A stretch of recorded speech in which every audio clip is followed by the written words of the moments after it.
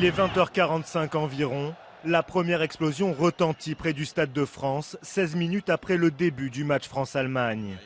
Dans les gradins, personne ne réalise ce qui vient de se produire, et pas davantage 3 minutes plus tard au moment de la seconde explosion. Selon un syndicat de police, 2 kamikazes viennent de déclencher leur ceinture d'explosifs devant 2 restaurants du parvis de l'enceinte sportive. Le président de la République, François Hollande, assistait à la rencontre. À la mi-temps, il est exfiltré par ses gardes du corps et acheminé au ministère de l'Intérieur où une réunion de crise est organisée. Presque simultanément, d'autres attaques débutent, dans Paris intramuros cette fois.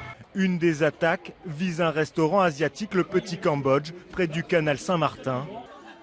Juste à côté, dans le 11e arrondissement, au moins un autre assaillant tire rue de Charonne. Il aurait été abattu par les forces de l'ordre. Mais c'est encore un peu plus loin, boulevard Voltaire, dans la salle de spectacle du Bataclan, que la situation vire au cauchemar. 4 terroristes font irruption en plein concert de rock et ouvrent le feu sur le public.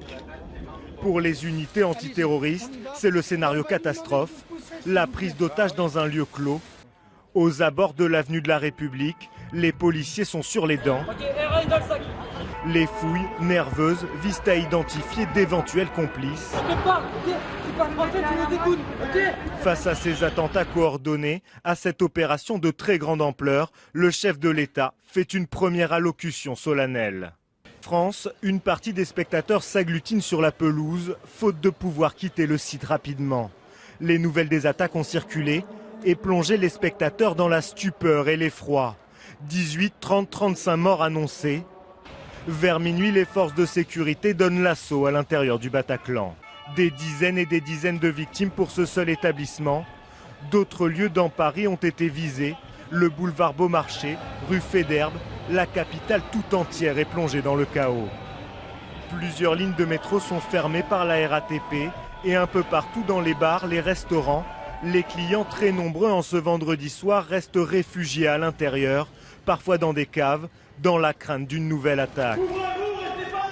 Sur tout le territoire national, les sites militaires passent en protection renforcée, tandis qu'un premier contingent de 1500 soldats se déploie dans Paris. Le nombre va augmenter au fil des heures, comme celui des morts.